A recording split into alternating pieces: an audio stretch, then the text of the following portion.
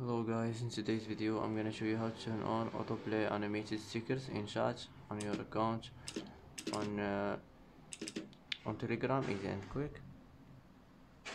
First click on this three lines and now click settings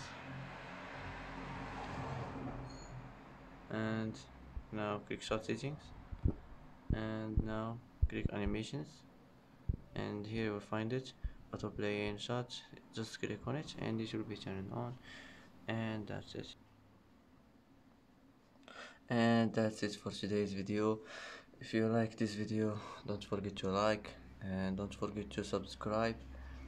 I hope this video is helpful for you, and thanks for watching until the end, and see you in the next video.